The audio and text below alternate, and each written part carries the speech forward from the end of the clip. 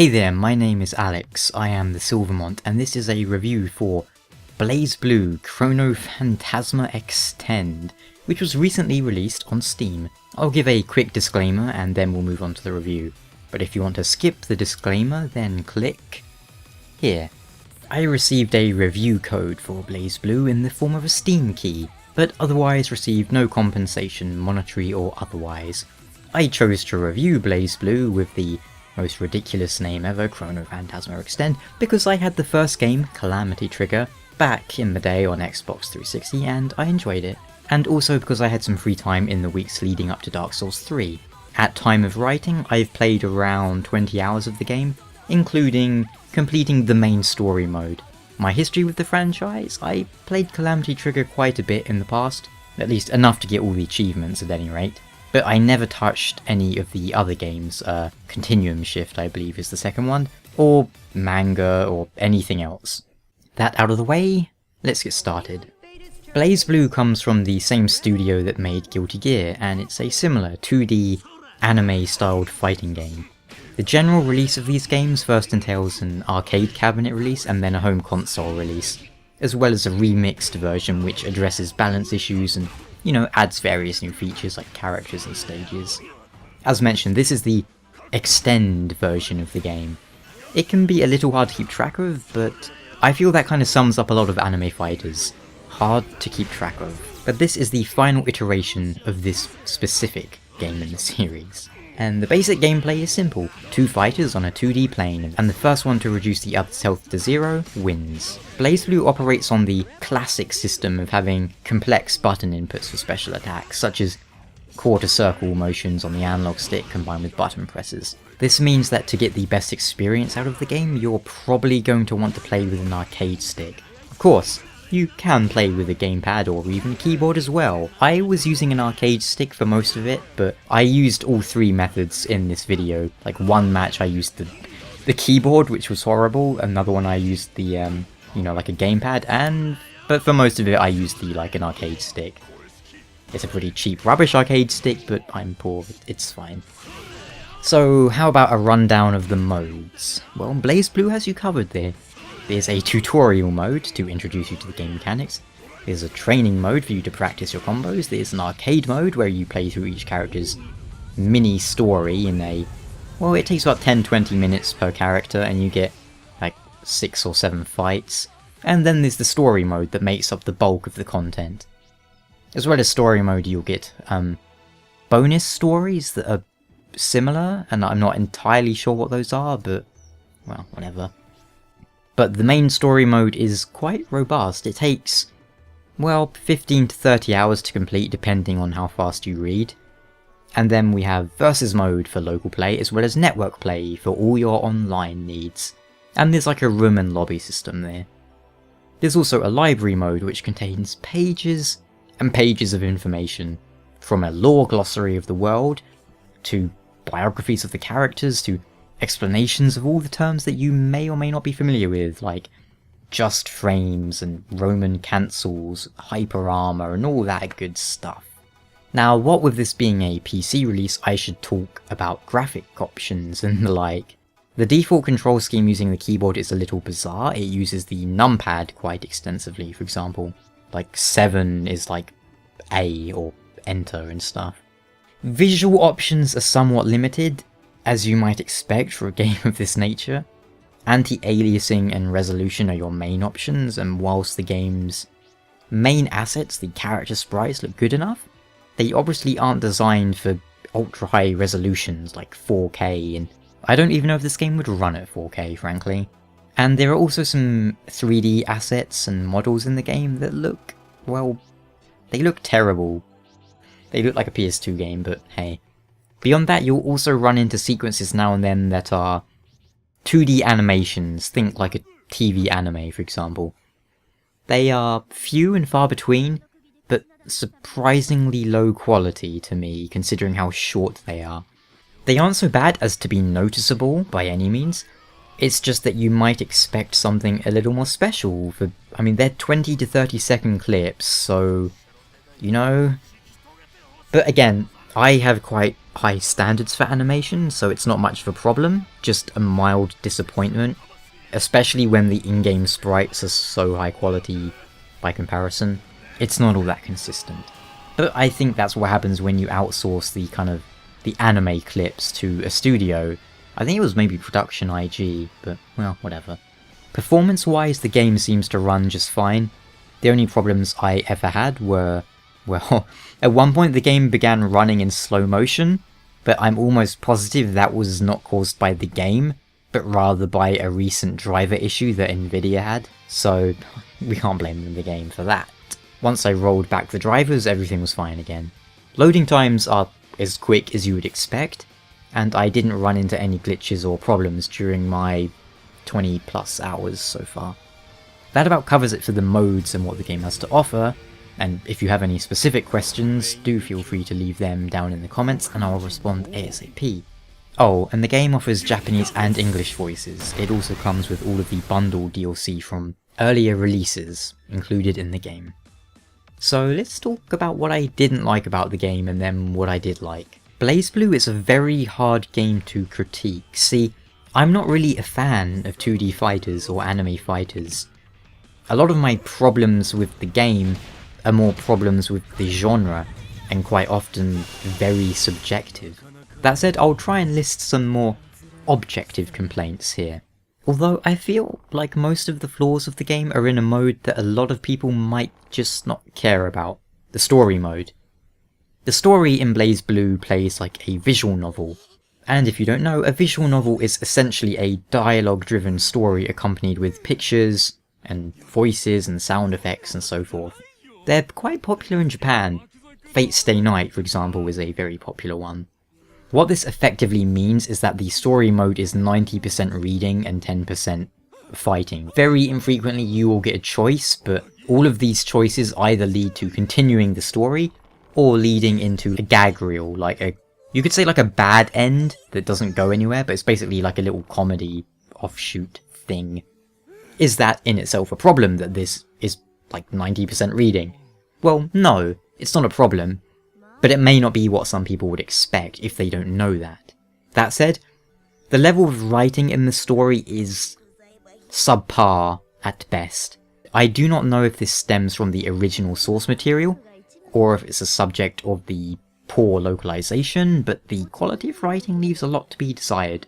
And if you're playing with the Japanese voices, as I was for example, then now and then you will run into situations where the subtitles do not match what the characters are saying, and that's because the subtitles are for the localization of the English dub. One small example of this, there's a scene where a character says in English or Ingrish, like no problem, and yet it gets subtitled as something completely different. That's like a really minor nitpick, but it kind of bugs me. But once again, this is a game, and even if the story mode is 90% reading, will it actually impede your enjoyment if the writing sucks? Probably not. Beyond the writing, and also an extension of the writing problem, Blazblue is a very convoluted game. From the mechanics to the story, a lot of it comes across as complete nonsense. You have a lot of kind of anime gibberish of stuff. This fluff, shall we say. Considering it's like a 20-hour story mode, a lot of it could be cut out because it is needless fluff. You could cut that in half. It is a ridiculous farce and completely over the top, with story threads that make little sense, and many bizarre and confusing terms. I guess that's why it's nice there's a library, because you can go and check up some of those, or look on Wikipedia or something. And yet, even that doesn't really feel that much of a problem. It's what you expect from a game like this after all. It is quite often what you would expect just from anime at this point. When your main character is called Ragnar the Blood Edge and looks the way he does with like 2 giant belts on his jacket for some reason, you can't go into it expecting anything too mature or serious, you know? It's like a schlocky B-movie. It's ridiculous, but you can't really hold that against Blazblue. That said, I do have to counter that point with, although the story is ridiculous, it does a decent job at making most of the characters feel relevant and giving them some screen time. Even if you do run into the situation here and there of someone being kind of shoehorned in because they need a few minutes of screen time, but, well, what you gonna do about that? I honestly can't think of other complaints to raise against the game. Mechanically speaking, it is sound. I may not personally enjoy these mechanics very much, but it is hard to offer much in the way of genuine criticism against them. I could mention how it seems a little outdated to continue using button inputs from the days when our gamepads had like 2 buttons and now they have like 20 million buttons, but the response to that would be, you just suck and can't do like a quarter circle forward dragon punch motion or whatever. Which isn't strictly true, although I do struggle with like the 360 grab inputs, but it's a very dire subject though. Fighting game fans are so used to these mechanics and consider them just part of the learning experience, whereas I would personally disagree and say that it is needlessly complex. If you want to shoot a fireball, would it really ruin the game if you had a fireball button as opposed to needing to do like, you know, quarter circle forwards and light punch or whatever? From my perspective, game controls should be simple. But that isn't a point I care much to argue at the moment. Especially as the game does offer a stylish mode wherein button inputs are much, well, they're simple. You can press one button and it will do like a crazy combo for you and stuff. It's simple, it's dumbed down, however you want to put it. And if you fail in story mode, the game will offer you to retry in stylish mode, to make it easier. Of course, that feels like a clutch, so I never took it. But hey, the option is there.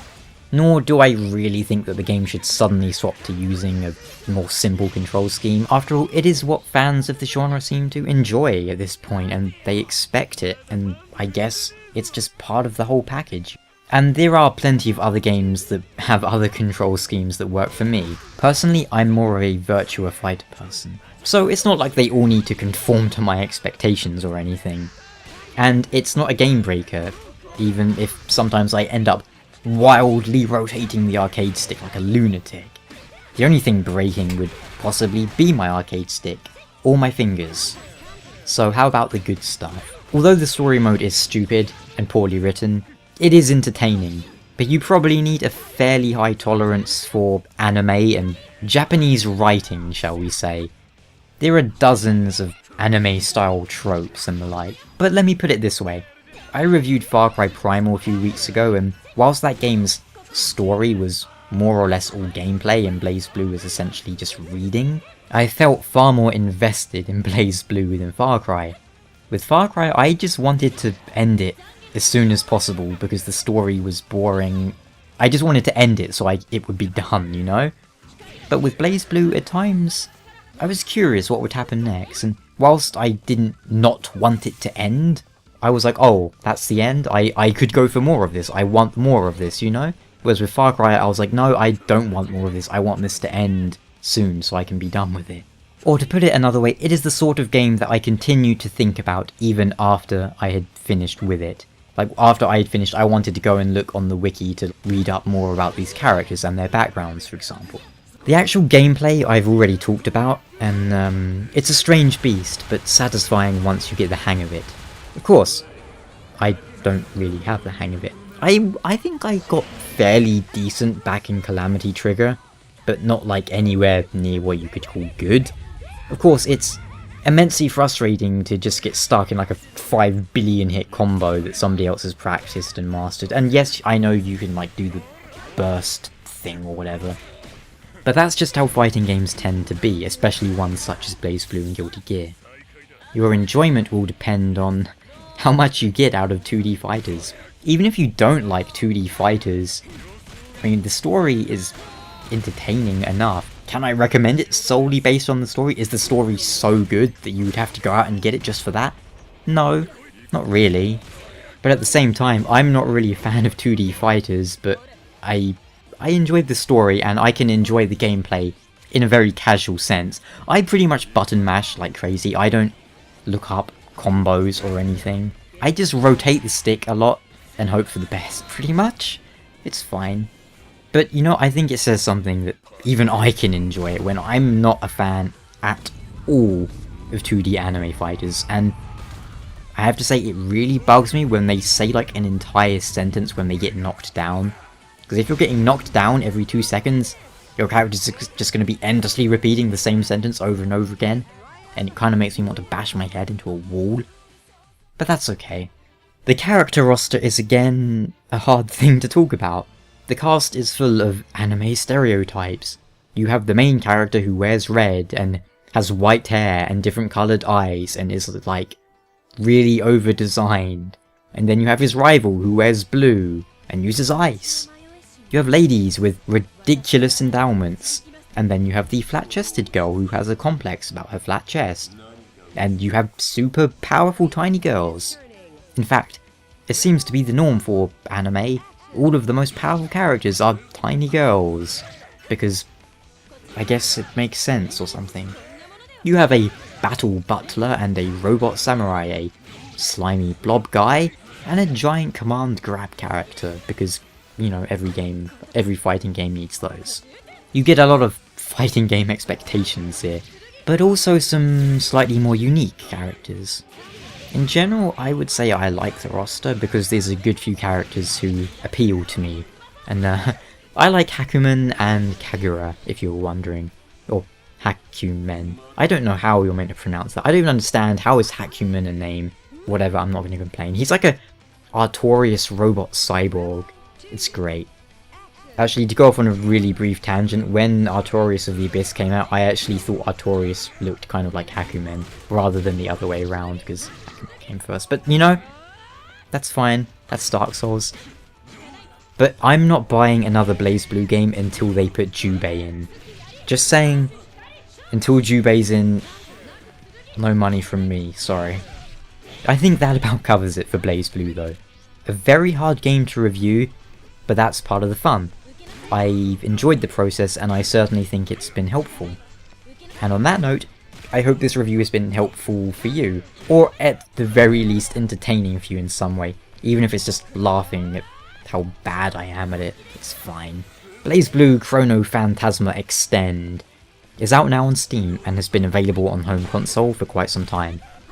The next, and perhaps final entry in the Blazblue franchise, Blazblue Central Fiction, came out in arcades a few months ago, so I expect a console release may come later this year, end of this year. Until next time though, you take care, and goodbye.